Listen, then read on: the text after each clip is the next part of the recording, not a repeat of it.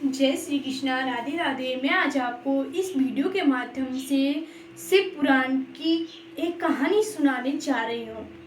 शिव पुराण में यह वर्णित किया गया है, एक समय नारद मुनि उन्होंने घोर तपस्या की थी। घोर तपस्या करने के पश्चात जब उन्होंने सभी इंद्रियों को जीतकर अपने बस में कर लिया था, यहाँ तक कि कामदेव का भी उन पर कोई प्रभाव नहीं हुआ। जब वह नारद जी भक्ति कर रहे थे, उस समय इंद्र ने देखकर कामदेव और उसकी पत्नी रति को उनके ध्यान को भंग करने के लिए भेजा था, परंतु उन्हें यह पता नहीं था कि कामदेव का अब इस जगह पर कोई असर नहीं होगा, क्योंकि उनसे पहले ही जब भोलेनाथ ने उन्हें भस्म किया, भोलेनाथ का उन्हें श्राप, जब भोलेनाथ घोर तपस्या कर रहे थे तो उन्होंने भोलेनाथ के यहाँ भी कामदेव और रति को भेजा था उनकी तपस्या भंग करने के लिए।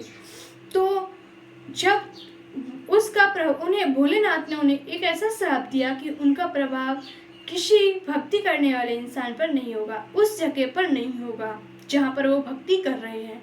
तो नारद जी पर उनका कोई प्रभाव नहीं हुआ और उसके बाद नारद जी की भक्ति पूर्ण हुई। भक्ति पूर्ण होने के पश्चात उन्होंने अपने पिता ब्रह्मा जी के पास जाकर उनका अपनी सारी भक्ति की, उसका सारे का वर्णन किया। तो ब्रह्मा जी ने उनसे मना किया था कि तुम इसका वर्णन महादेव जी के सामने मत करना।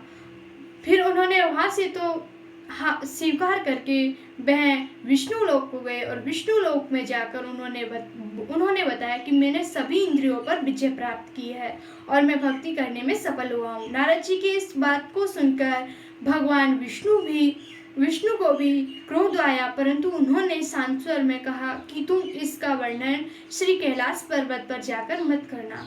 फिर उन्होंने वहाँ पे भी स्वीकार करने के पश्चात वो सीधे कैलाश पर्वत पर आए। कैलाश पर्वत पर आने के पश्चात उन्होंने भगवान शिव को भी यह बताया कि मैंने सभी इंद्रियों को वश में कर लिया और मेरी तपस्या सफल हुई है। तो भगवान शंकर ने उनके घमंड को पहचान लिया।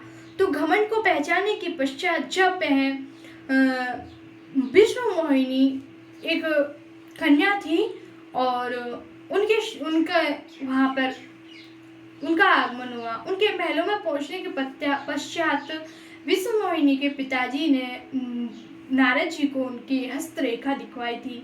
हस्तरेखा देखते देखते नारद जी उनके रूप पर मोहित हो गए थे, विष्णु मोहिनी के रूप पर मोहित हो गए थे और उनके मन में यह इच्छा जागृत हो गई थी कि विष्णु मोहिनी के साथ मेरा विवाह होना चाहिए। और तो उन्होंने उनकी हस्तरेखा देखकर उन्होंने बताया इसके भाग्य में तो अत्यंत तेजस्वी, सबसे सूर्यवान इनका पति है और इसका भाग्य बहुत अच्छा है, बहुत उज्जवल भविष्य है इनका।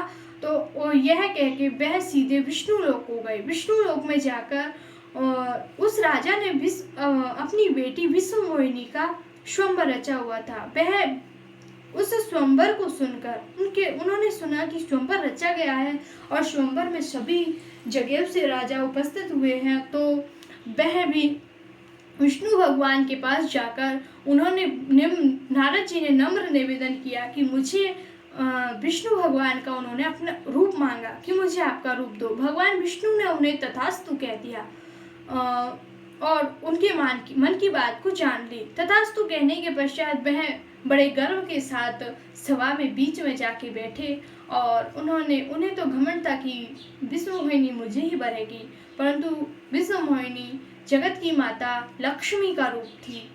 तो वो तो केवल लक्ष्मी नारायण का ही इंतजार कर रही थी। बाद में भगवान सभी को नारद जी की तरफ थे तो उन्होंने देखा ही नहीं, सभी राजाओं को देखकर उसके बाद में भगवान विष्णु का आगमन हुआ और विष्णु भगवान को उन्होंने जयमाला पहनाई। जयमाला पहना के पश्चात वह अपने क्षीर सागर में ले जाने लगे।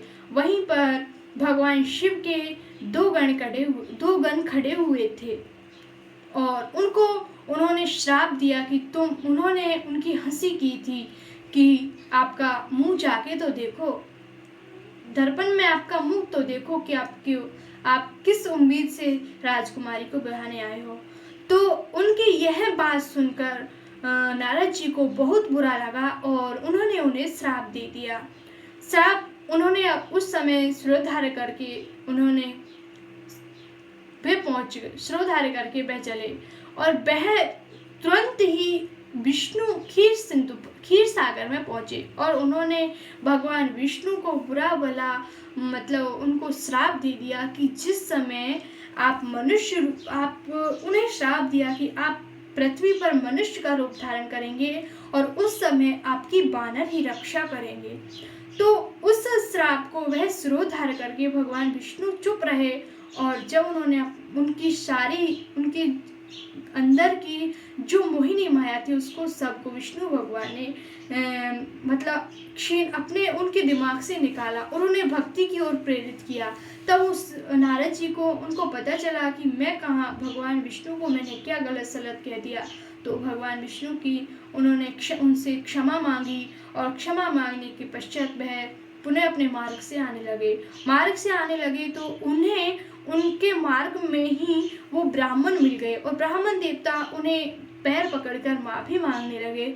माफ़ी मांगते हुए फिर उन्होंने भगवान नारद जी ने कहा कि मैं श्राप वापस तो नहीं ले सकता, परंतु तुम पूर्व जन्म में तुम्हारा जन्म राक्षस कुल में होगा और तुम्हारा नाम रावण और कुंभकर्ण होगा और तुम्हारा उद्धार उस समय होगा जिस समय भगवान मनुष्य का रूप धारण करेंगे और तुम सीता माता को हरोगे। उस समय तुम्हारा इस देह का उद्धार होगा। जय श्री कृष्णा, राधे राधे। मैंने आज आपको इस वीडियो के माध्यम से नारद जी के घमंड का सहित वर्णन